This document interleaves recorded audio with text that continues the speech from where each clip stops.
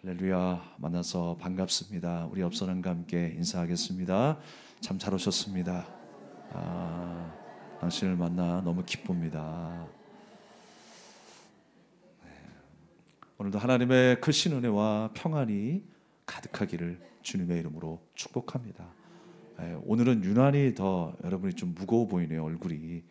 그래서 한 주 동안에 얼마나 수고하고 또 수고하셨습니까? 그래서 여러분 얼굴도 환하게 펴시고 마음도 여시고 오늘 하나님의 크신 은혜와 사랑으로 채워 가시기를 바라겠습니다. 오늘 말씀의 제목은 다시 일어나려면 이라는 제목으로 함께 은혜를 나누고자 합니다. 현재 여러분 집 안에 가장 많이 쓰시는 컴퓨터 가운데 그 프로그램을 보게 되면 마이크로소프트사의 윈도우라는 걸 알게 됩니다. 그 마이크로소프트사의 설립자인 빌 게이츠가 이런 말을 했다고 하죠. 자신은 실패한 기업의 그 경험이 있는 사람들을 주로 간부로 쓴다는 거예요. 실패한 경험이 있는 사람들. 우리는 보통 성공한 경험이 있는 사람들을 쓰기를 원하는데 유독 실패한 사람들을 경험한 사람을 쓴다라는 거예요. 왜냐하면 실패한 사람들은 밤낮 생각을 거듭한다라는 거예요. 그 실패를 극복하기 위해서. 그래서 더 창조적일 수 있다라는 이야기를 하더라고요.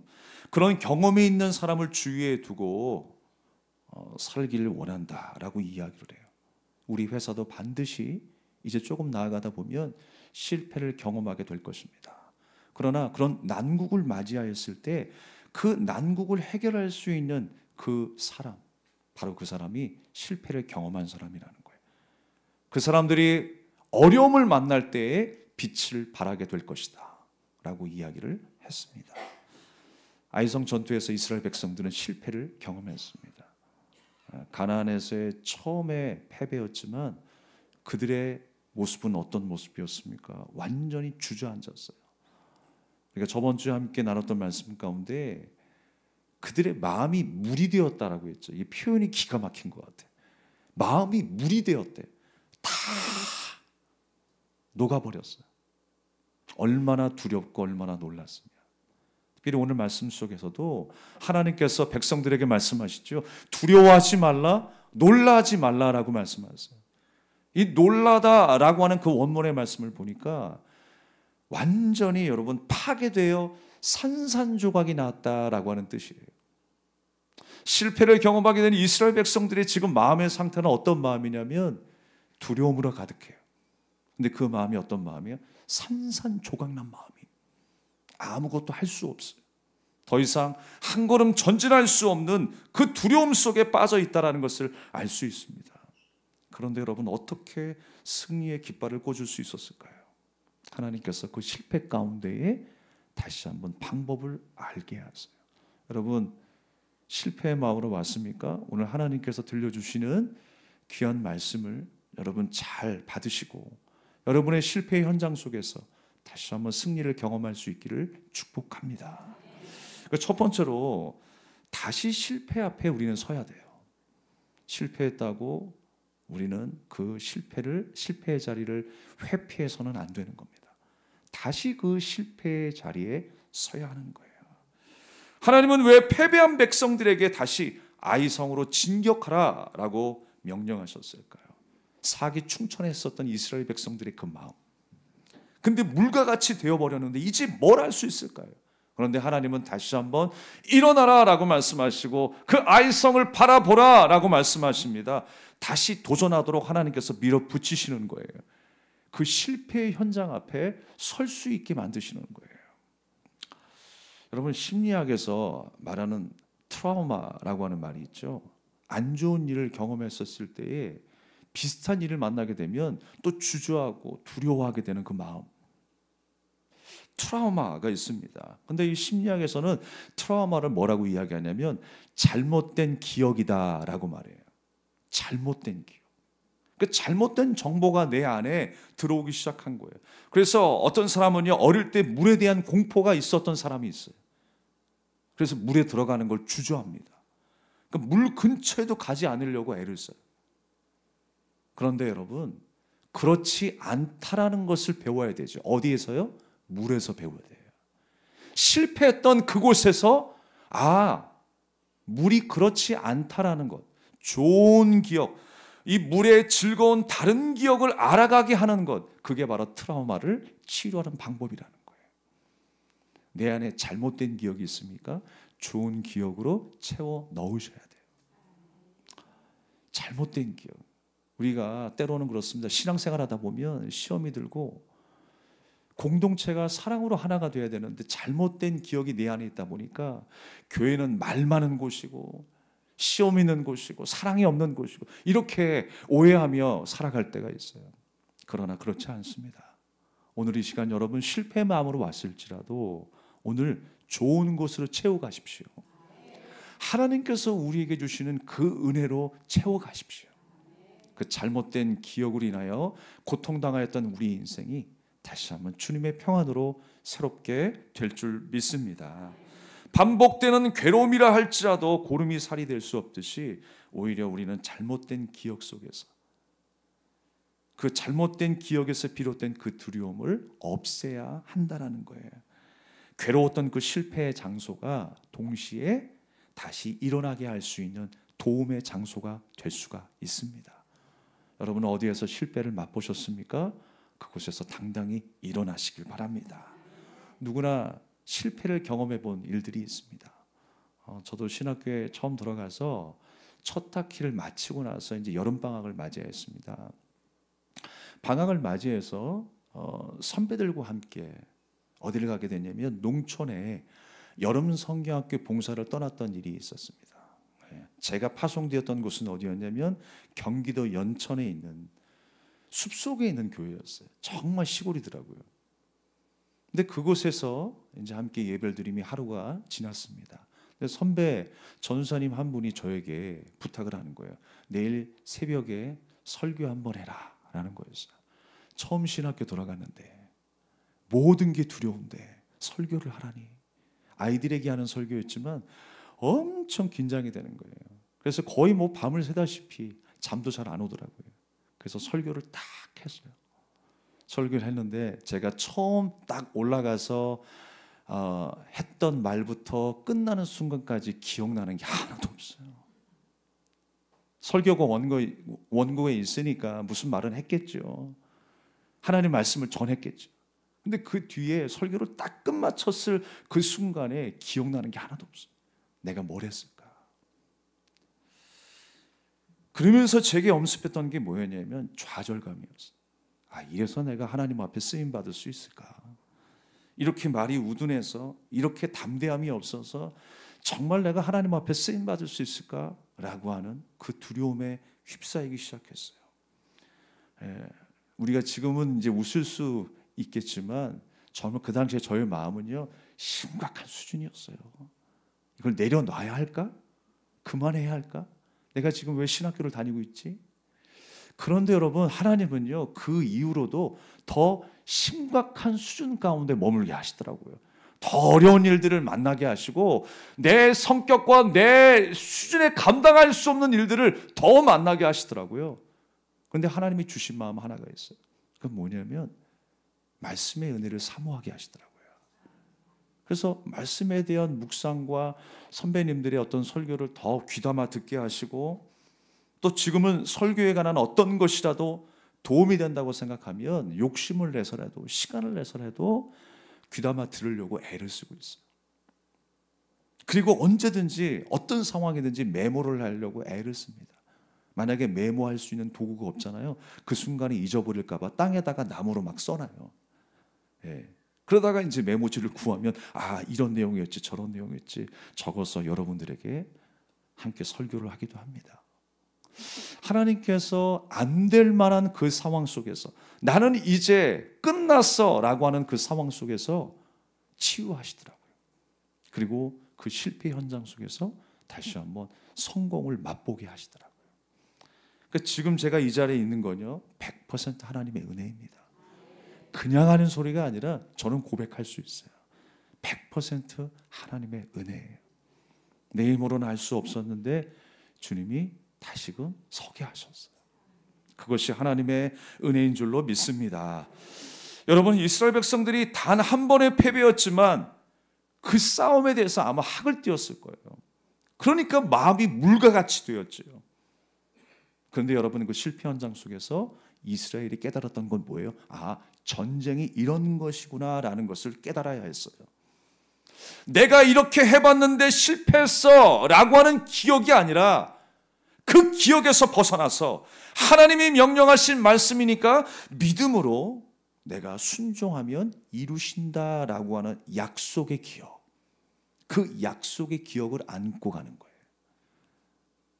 내가 이제껏 이렇게 생활했는데, 이렇게 열심히 해봤는데 안 됐더라. 그건 내 생각이에요. 내 경험이에요. 그런데 하나님의 말씀에 그 명령 앞에 내가 순종했더니 주님께서 이루셨더라 라고 하는 그 약속의 기억을 가지고 우리는 가야 합니다. 약속의 기억을 가지고 여러분 실패 현장으로 나가십시오. 세상으로 나가십시오. 가정으로 나가면 그 모든 일들을 주님이 이루실 줄로 믿습니다. 하나님이 여호수아에게도 말씀하셨어요. 내 손에 내가 이 땅을 넘겨주었다라고 말씀하고 있습니다. 이제는 여호수아가 그 말씀에 순종하여 그 땅에 갔을 때 약속대로 이루어질 것을 경험하게 될 것입니다. 이제 좋은 기억으로 채우게 될 거예요. 여러분, 다시 한번 이 자리에 어떤 마음으로 왔을지라도 우리의 마음, 우리의 좌절의 마음, 실패의 마음들 다 비우시고 이제 하나님의 그 좋은 기억으로, 하나님의 말씀, 그 승리의 기억으로 채워가시는 이 시간 되기를 축복합니다. 그래서 여러분, 우리는 다시 실패 앞에 서야 하는 거예요. 두 번째로 우리가 다시 일어나기 위해서는요, 다시 말씀을 들어야 돼요. 다시 하나님의 말씀 앞에 서야 하는 것입니다. 이것이 이스라엘의 승리의 공식이었음을 다시 한번 깨닫게 하는 순간이었어요. 하나님께서 여리고성을 무너뜨릴 때 이스라엘 백성들에게 명령하신 것이 있었죠. 여리고와 그 왕에게 행한 그 일이 뭐였습니까? 바로 완전히 진멸하라라는 거였어요. 온전히 하나님 앞에 바치라라고 하는 것이었습니다. 그러나 아이성을 만났을 때 그들의 모습은 온전히 하나님 앞에 바치지 못했어요. 아간이라고 하는 한 사람을 통해서 이스라엘 백성들 전체의 그 마음의 상태가 어떠한가를 우리에게 보여주셨죠. 일부를 남겼어요. 자기 생각에 귀한 것이라고 생각해서 남겼어요. 숨겼어요. 근데 하나님께서 그 모습을 아시고 아이성에서 패배를 경험하게 하셨어요. 온전하게 드리지 못했다라고 하는 의미가 무엇이라고 그랬습니까? 여러분, 하나님께서 아간 한 사람의 이야기를 하시지만 사실 이스라엘 전체의 문제라는 것을 말씀하시는 거예요. 그것이 바로 7장 11절에 기록하고 있습니다. 이스라엘이 범죄하여 나의 언약을 어겼다라고 말씀하고 있어요. 아간 한 사람의 이야기를 하시면서 이스라엘 전체가 범죄하였다라고 말씀하고 있습니다. 그러면서 뭐라고 말씀하세요? 언약을 어겼대요. 이 언약의 개념은요, 신랑과 신부의 관계의 개념이에요. 그러니까 하나님과 이스라엘 백성들의 관계가 지금 깨졌다라고 하는 거예요. 우리의 신랑 되신 하나님 한 분만을 바라봐야 될 그 신부인 이스라엘이 하나님 보지 않고 자기가 더 사랑하는 것을 쫓아서 음행하였다라고 하는 것, 그것이 바로 언약이 깨졌다라고 하는 거예요. 그것이 이스라엘 백성들의 범죄였습니다. 그래서 온전히 바치지 못했다는 것은 무엇입니까? 온전히 바치지 못한 것이 바로 그와 같다라는 거예요. 하나님 사랑하지 않고 하나님보다 세상을 더 사랑했다라고 하는 것이었어요. 하나님의 은혜를 생각하지 않고 다른 것을 더 생각했다라고 하는 것이었어요. 그러면서 여러분, 온전히 바쳤다라고 하는 그 말을 생각할 때마다 우리가 기억해야 되는 건 뭐냐면 하나님 앞에 드리는 예배예요. 오늘 이 시간 여러분의 마음을 온전히 드리고 있습니까? 내 경험과 내 생각을 내려놓고 하나님의 말씀에 귀 기울이고 있습니까? 그것이 온전히 바쳐지는 시간이에요. 그러니까 이스라엘 백성들이 하나님 앞에 제사를 드릴 때는 짐승들을 잡아 완전히 죽여서 산산조각 내고 피를 뿌려서 그 향기로 하나님 앞에 예배를 드렸어요. 그게 온전히 바쳐지는 거예요. 그 모습을 보면서 무엇을 생각해야 됩니까? 나의 죄가 저 재물에게 전가되었구나. 예수 그리스도가 십자가의 죽으심을 보고 내가 저렇게 죽어야 했는데 나의 모든 죄가 예수님께 전가되었구나. 그 은혜를 기억하고 그 은혜에 감사하는 거 아니겠어요? 그런데 온전히 죽이지 못했다, 진멸하지 못했다, 받쳐지지 못했다라는 건 뭐예요? 주님의 은혜를 기억하지 않았다라는 거예요.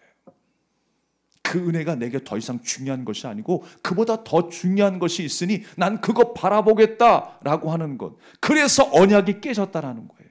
그것이 이스라엘의 범죄였습니다. 그래서 아이성에서 패배한 거예요. 우리의 삶의 패배는 하나님과의 관계에서의 패배입니다. 주님의 말씀이 희미하게 들리는 순간 우리는 패배의 길에 들어선 거나 다름이 없어요. 우리는 다시 한번 하나님의 말씀을 들어야 합니다. 하나님의 말씀을 선명하게 들어야 합니다. 우리는 그 말씀 앞에 다시 한번 서야 하는 거예요. 그것이 바로 이스라엘 백성들의 정체성이었습니다. 사랑에 빠지기 시작한 사람은요, 다른 사람의 말이 잘 들리지 않죠. 더욱 그 대상이 세상이라면 하나님의 말씀은 점점 내 안에서 희미해질 거예요. 세상을 살아가다 보면 하나님의 말씀이 점점 내 귓가에서 멀어지게 될 것입니다. 더군다나 그 사랑이 왜곡된 사랑이라면요, 더 그럴 거예요. 사람들의 우여 속에서도 마치 뭔가에 중독된 사람처럼 행동하는 것, 뭔가 잘못되고 있어요. 하나님의 말씀에 귀 기울여야 합니다. 말씀 앞에 가까이 나갈 때에 다시 일어설 수 있는 그 원동력을 우리가 얻게 되는 거예요. 마태복음 4장 4절의 말씀, 여러분이 잘 아시는 말씀, 우리 함께 읽어보겠습니다. 시작. 사람이 떡으로만 살 것이 아니라 하나님의 말씀으로 살 것이라. 아멘. 하나님의 말씀으로 살 수 있어야 돼요. 예배와 교적 가운데에 그 말씀의 은혜를 받고 그 은혜를 경험해 본 사람은요, 세상의 어려운 현실 속에서도 다시금 반드시 예배로 나올 수 있게 되어 있어요. 그 은혜를 사모하게 되어 있어요. 그 은혜를 맛본 여러분이십니까? 없다면 다시 한번 그 은혜를 맛보는 여러분이 되길 바랍니다. 그 은혜에 대한 쇼크가 있어야 돼요. 아, 하나님의 은혜가 바로 이것이었구나. 주님이 나를 위하여 대신 죽으셨구나. 그 은혜와 사랑에 감사하며 하나님의 말씀에 귀 기울이며 살아가는 우리가 되어야 하는 것입니다. 내 영을 살리는 생명력을 경험한 여러분, 이제 세상 어디에 나가서도 이 은혜를 잊지 않고 살아가기를 축복합니다. 마지막 세 번째로는요, 우리가 다시 일어나기 위해서 어떻게 해야 하는가? 다시 정비할 수 있어야 돼요. 지금의 상황은 어떤 상황입니까? 전쟁터예요. 군인은요, 언제든지 싸울 태세를 준비해야 합니다. 마련해야 되는 거예요. 만약에 여러분, 축구 선수의 발에서 공이 떠났다는 것은 무엇을 의미하는 겁니까? 축구 선수의 발에서 공이 떠났다는 건요, 이미 훈련을 게을리하고 있다는 거예요. 그 선수가 경기에서 승리할 수 있겠습니까? 절대 승리할 수 없을 것입니다. 이미 그냥 포기해버린 거예요. 제가 군에 있었을 때도 매일 했던 것이 하나가 있었어요. 전투화를 닦는 거예요. 아니, 맨날 훈련하는데 하루쯤 안 닦으면 어때? 근데 얼차려 받습니다. 이 군화를 안 닦으면 얼차려 받아요. 매일 정비해야 될 것이 먼지를 털어버리는 일이었어요. 사실 그게 별거 아니라고 생각했는데요, 이 군화를 어디에 두고 취침을 하냐면 바로 머리 위에 두고 취침을 합니다. 그러니까 군화에 먼지라도 있으면 이 먼지가 말라서 또 대기 중에 날리면 호흡기 안 좋을 거 아니에요. 그러니까 병사들의 건강과 직결될 수도 있고, 또 최상의 상태로 만들어서 내가 신고 나가야 될 전투하기 때문에 항상 재정비해야 한다는 거예요. 특히 이제 5분 대기조라는 게 있어가지고요, 이제 비상이 걸리게 되면 5분 동안 빨리빨리 준비해서 전쟁할 준비를 하고 나가야 되는 거예요. 근데 시간이 너무 없으니까 병사들이 이제 어떻게 하냐면요, 자기 전에 전투화를 신고 자요. 위장복을 입고 자요. 탄띠를 메고 자요. 그리고 군장을 쌓아놓고, 또 어떤 사람은 군장을 메고 자는 사람도 있어요. 예, 바로 나가기 위해서. 지금 여러분 일촉즉발의 상황 아니겠습니까? 그들이 싸워야 될 지금 상황에서 물과 같이 되어버린 마음들, 아무것도 할 수 없을 것 같은 그 좌절의 상황 속에서 이스라엘 백성들이 취해야 될 것은 무엇이었습니까? 다시 싸울 태세를 준비하는 일이었어요. 그것이 무엇이냐 말이에요. 다시 우리가 준비한다라는 것이 무엇일까? 오늘 그것을 주님께서 가르쳐주고 계세요. 오늘 말씀 읽었지만 또 이후의 말씀 가운데도요, 가장 많이 나오는 그 단어 중에 하나가 뭐냐면 매복이라는 단어예요. 하나님께서 여호수아에게 명령하십니다. 지금 아이성 뒤에 복병을 숨겨두라는 거예요. 몇 명을. 그리고 아이성의 그 군사들을 유인해서 광야로 인도하라는 거예요. 그리고 다 나오게 되었을 때에 그 복병들이 아이성 안으로 들어가서 그 성을 점령하라는 것이었어요. 그 말씀 그대로 순종하였어요. 그리고 그 아이성을 점령하게 되었어요. 그리고 그 성을 완전히 불태워서 하나님 앞에 드린 바가 되었습니다. 그런데 복병을 두라, 매복하라 라고 하는 것, 왜 그렇게 하라고 명령하셨을까요? 뭐 우리가 싸우기 위해서 전술의 하나의 방법이겠지라고 생각할 수 있습니다. 그런데 계속 매복하라, 매복하라, 매복하라 라고 말씀하세요. 여러분, 매복하는 게 뭐예요? 소리 없이 쥐죽은 듯이 가만히 있는 거잖아요. 그게 전술이었다니까요, 여러분. 그게 싸울 태세를 지금 준비하고 있는 거예요. 우리가 보기에는 아무것도 아닌 것 같습니다. 싸울 수 없을 것 같아요. 진전이 없을 것 같아요. 내 삶의 어떤 창조적인 삶도 나타나지 않을 것 같습니다. 그런데 주님은 매복하라는 거예요. 매복이 뭐예요? 아무것도 하지 않고 가만히 있는 거예요. 그리고 하나님이 명령하시면 움직이라는 거예요. 내 경험과 내 생각을 주님 앞에 다 내려놓으라는 거예요. 우리는 실패를 만났을 때 그 실패를 만회하기 위해서 또 다른 인간의 생각들을 떠올립니다. 세상에서 성공한 사람들의 그 삶의 방법들을 떠올립니다. 그러나 우리는 실패를 경험했을 때 다시 한번 하나님의 말씀 앞에 서서 묵상해야 합니다. 우리가 잠잠히 하나님을 바라보면서 하나님이 말씀하시는 그 방향을 우리가 읽어낼 수 있어야 하는 것입니다. 아무것도 하지 않았다라고 하는 것입니다. 오직 하나님의 명령을 기다릴 뿐이었어요. 그러면서 여호와께서는 여호수아에게 명령하시죠. 단창을 잡은 그 손을 들어서 아이성을 계속 가리키라라고 하셨어요. 그리고 그 단창을 놓지 않게 하셨어요. 끝까지. 이스라엘이 아이성 군대를 유인해서 광야로 모두 나오게 한 뒤에 그때 숨어있던 복병들이 아이성 안으로 들어가서 그 아이성을 점령하게 될 때 그들은 아이성 싸움에서 승리할 수 있었던 것입니다. 우리 인생 가운데도요, 복병을 만나는 순간이 얼마나 많이 있습니까? 야, 이제 내 생각과 내 모든 상상을 뛰어넘어 이런 문제를 만났으니 나는 이제 끝이구나. 그 복병을 만날 때 우리는 어떻게 해야 될까요? 또 내 힘으로 해결해야 될까요? 하나님께 기도해야 할까요? 기도해야죠. 사실 우리 인생 가운데 복병이 아닌 일이 어디 있겠습니까? 다 복병이죠. 다 버거운 일입니다. 모든 것이 막혀서 아무것도 할 수 없을 때가 있습니다. 그러나 우리는 그때 다시 재정비해야 합니다. 하나님의 군사로서, 백성으로서 다시 서야 하는 거예요. 그러면서 여러분, 아이성에서 승리를 경험한 이 여호수아가요, 행하게 된 그 일이 뭐였냐면 백성들을 끌고 에발산으로 갑니다. 여러분, 그 거리가 무려 37km나 된대요. 37km면요 어떤 거리냐면 군대에 가면 훈련소에 가잖아요. 보통 훈련소에서 행군을 할 때 그 행군 거리가 30km 내지 40km가 돼요. 엄청난 거리예요, 사실.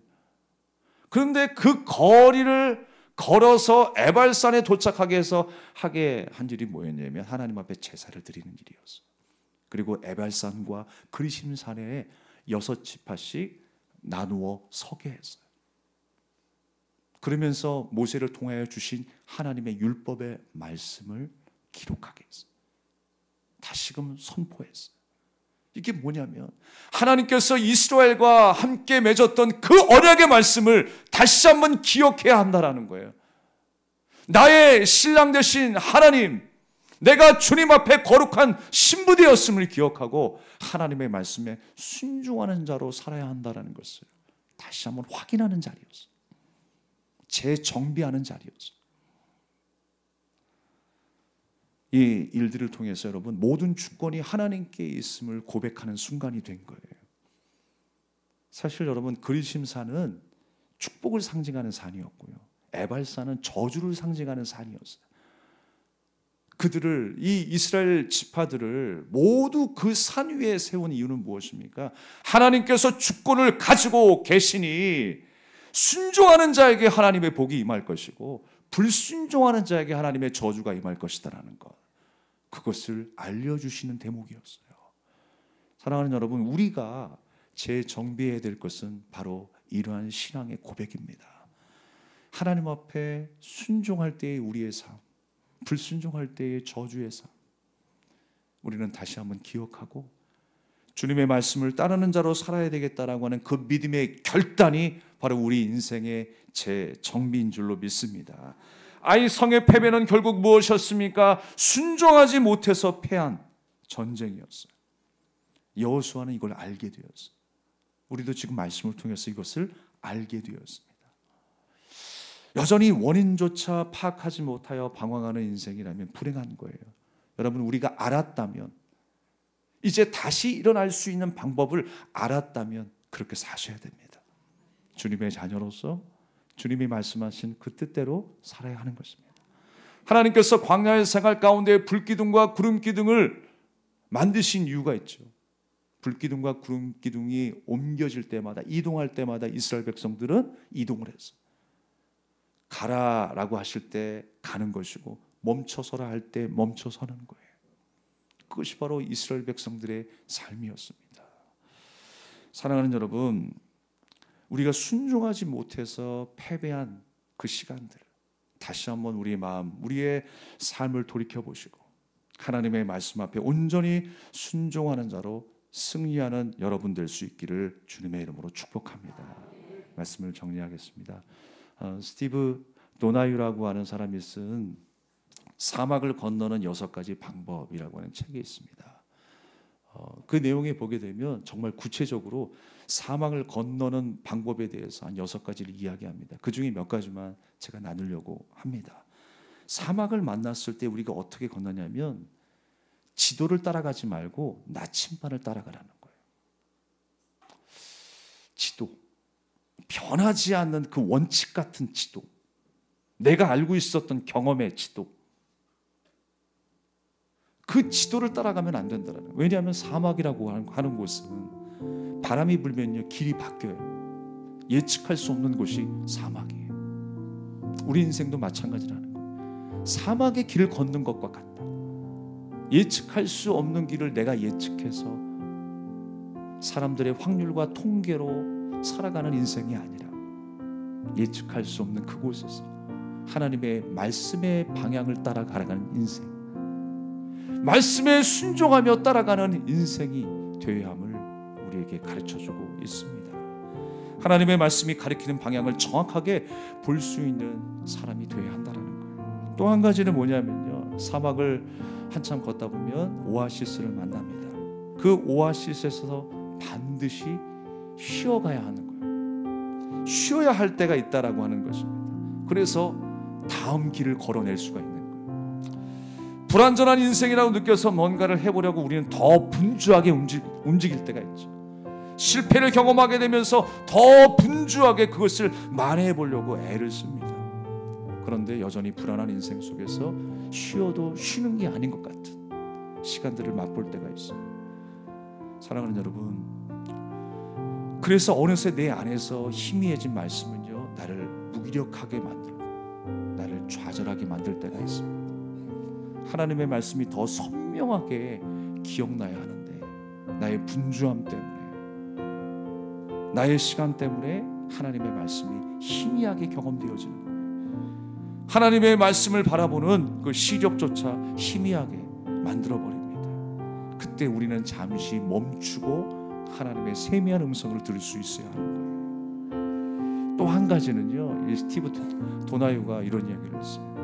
모래에 갇히면 타이어 안에 있는 바람을 빼내야 한다는 거예요. 이 바퀴가 막 헛돌 때가 있잖아요, 모래에 있으면. 근데 바람을 빼면 오히려 낫다라고 하는 것이죠.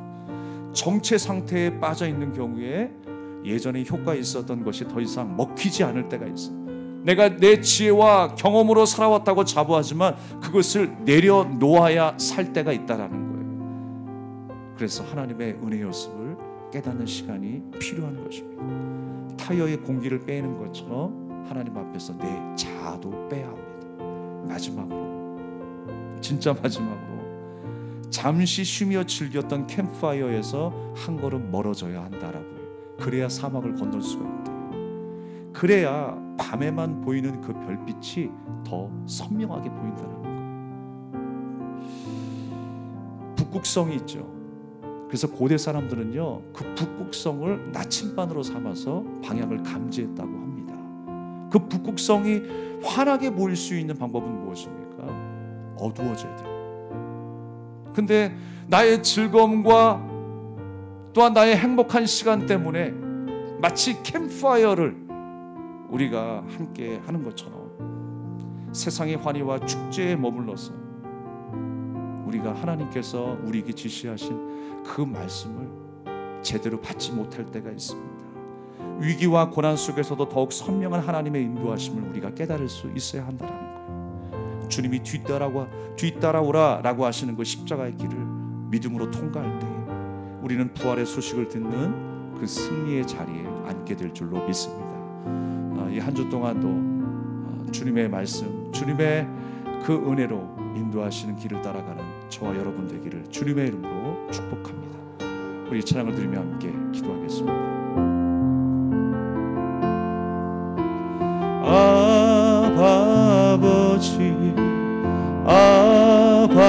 아버지 나를 안으시고 바라보시는 아바 아버지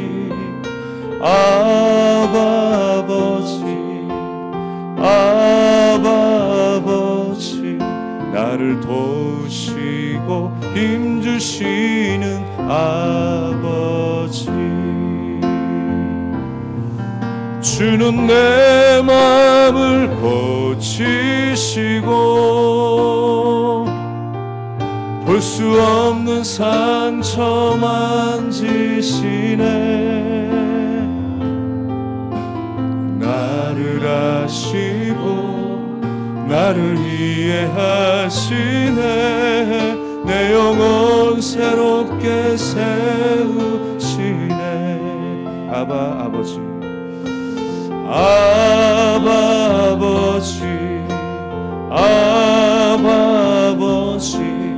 나를 안으시고 바라보시는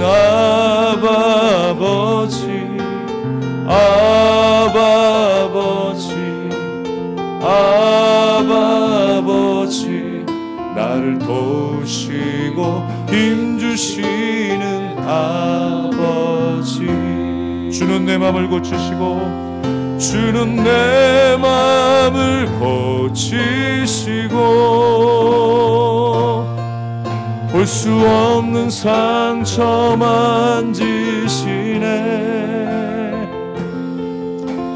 나를 아시고 나를 이해하시네 내 영혼 새롭게 주는 내 마음을 고치시고 주는 내 마음을 고치시고 볼 수 없는 상처 만지시네 나를 아시고 나를 이해하시네 내 영혼 새롭게 우리 다시 한번 주는 내 마음을 고치시고 주는 내 마음을 고치시고 볼 수 없는 상처 만지시네 사랑하시고 나를 이해하시네. 내 영혼 새롭게 세우시네. 하늘 문이 열리고 하늘 문이 열리고 은혜의 빗줄기 이 땅 가득 내리도록 마침내 주 오셔서 의의 빗줄기 우리 위에 부시도록. 우리 함께 기도해. 우리 함께 기도해. 주 앞에 나와 무릎 꿇고 긍휼 베푸시는 주 하늘을 향해 두 손 들고 하늘 문이 열리고 은혜의 빗줄기 이 땅 가득 내리도록 마침내 주 오셔서 의의 빗줄기 우리 위에 부시도록. 다시 한번 우리 함께 기도해. 우리 함께 기도해. 주 앞에 나와 무릎 꿇고 긍휼 베푸시는 주 하늘을 향해